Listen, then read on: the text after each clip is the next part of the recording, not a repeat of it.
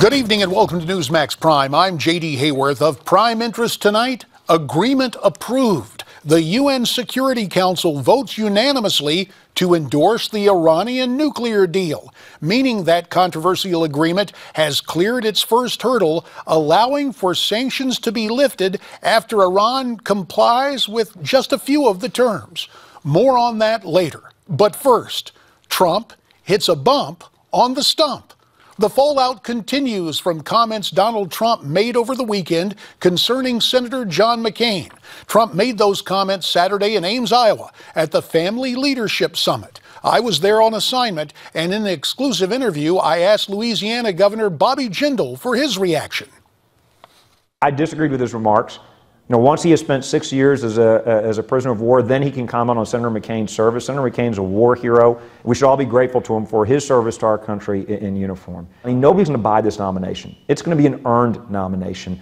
I'm glad the voters are going to get to decide. They're going to get to pick their nominee, and I think it'll be an open and robust debate. With as many Republicans running, Republican voters can go vote for somebody, not against somebody, and that's a good thing. I'm joined at the anchor desk by Newsmax contributor Miranda Khan. And for more on this story, we're pleased to be joined by conservative activist Phyllis Schlafly. Phyllis is the founder of the Eagle Forum and author of the book, Who Killed the American Family? Also with us, the president of Shirley and Bannister Public Affairs, Craig Shirley. Craig, of course, also a Reagan biographer and author of the soon-to-be-released book, Last Act: The Final Years and Emerging Legacy of Ronald Reagan. Phyllis and Craig, to you both, our thanks for being here on Newsmax Prime. Craig, hello. It's so good to have you both, Phyllis and Craig. Craig, let me begin with you.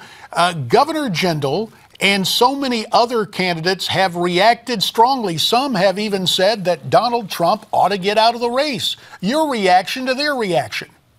Well, I think that's a little bit of an overstatement. Donald Trump is allowed to make mistakes and allowed really to allow the voters to decide whether or not he should get out of the race, not because they think he should get out of the race. I think right now is a little bit of jealousy of Donald Trump because he's sucking up all the media attention and he's commanding the debate performance, the whole terms of the debate right now. He's dictating the terms, and they're kind of left on the sidelines, so they're looking for anything to use against him. Should he have said about John McCain? No. Does it eliminate him from contention? Does it mean he's unqualified to seek the nomination? No, it doesn't. The voters should make that determination. This is a little bit of the politics of the politics. I also noticed, too, is that the establishment always is very practiced about coming down with the vapors when somebody says something that offends them, and this is the case we have right now. Phyllis, do you think that Trump went too far with his comments about Senator John McCain? Well, it isn't a statement that the rest of us would have made, but Trump has done a good job of bringing excitement to the next upcoming election. And I think that's extremely helpful. He's bringing out issues that other people are not talking about, such as immigration and the crimes that alien immigrants are using against Americans. So I think the voters should decide. I'm looking forward to having a real Republican convention next year where the convention will decide who the nominee is and not the people who think they're running the party. Well, it'll be interesting to see what happens with so many candidates and so many primaries yet to come. Now, for his part, John McCain appeared on MSNBC's Morning Joe earlier today, and he was asked if Mr. Trump owes him an apology. Here's what he had to say. No, I don't think so, but I think he may owe an apology to the families of those who have sacrificed in conflict and those who have undergone the prison experience in serving their country. I'm in the arena, as TR used to say, but in the case of many of our veterans, when Mr. Trump said that he prefers to be with people who are not captured, well, the great honor of my life was to serve in the company of heroes. I'm not a hero. Well, you heard Senator McCain there, Craig, saying really the apology ought to go to all prisoners of war and veterans, linking that and trying to minimize his own involvement. With that new iteration, what does that mean for Donald Trump right now? Well, I think that John McCain is cleverly trying to keep the story alive by expanding the terms of the debate and expanding the terms of the apology and putting it off himself and onto the surviving POWs. But unfortunately, Donald Trump wasn't talking about all POWs. He just happened to be talking about John McCain. Look, he said 4 times that John McCain was a hero, and it seems like the liberal media and the Washington establishment refuses to pay attention to that.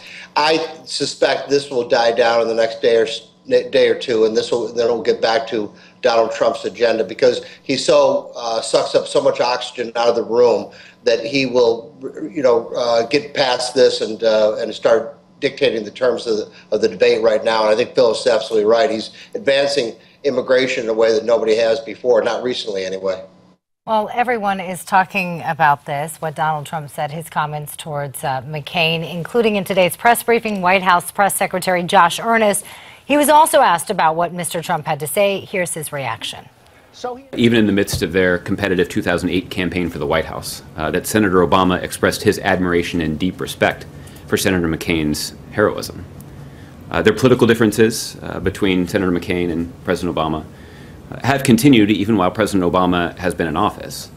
But those debates have not reduced his appreciation for Senator McCain's remarkable service to the country.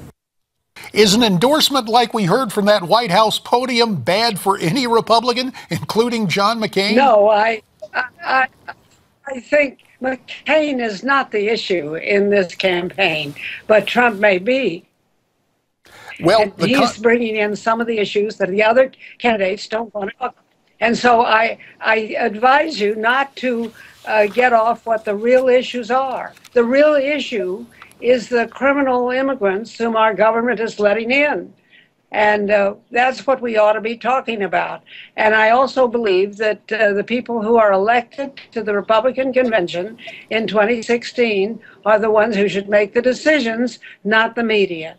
Well, let's take a look at what the people in Iowa have to say. The controversy thus far has not hurt Donald Trump too much in the polls. Here's the latest poll from Monmouth University. Likely Republican caucus goers in Iowa. Scott Walker at 22%. Then comes Donald Trump, a strong second at 13%, followed by Ben Carson, Jeb Bush, Ted Cruz, and Mike Huckabee. So we see the way it's stacking up. 30 seconds to you both. Phyllis, your take on Iowa. Still a long way to go, but does Trump have a real chance there? Trump has a chance, but others do too.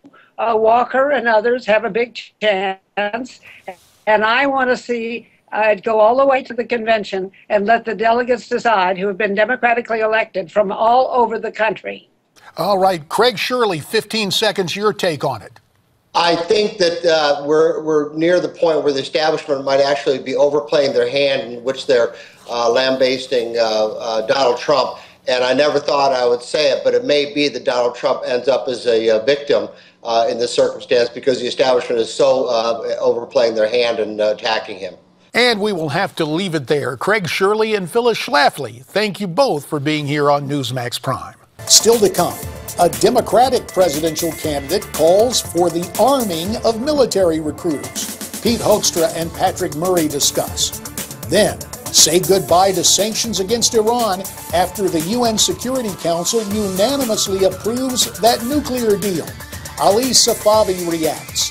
But first, Donald Trump considers China a top threat. Ari Ravenhoff and Scotty Nell Hughes will weigh in and square off on that and more in our political panel as Newsmax Prime continues.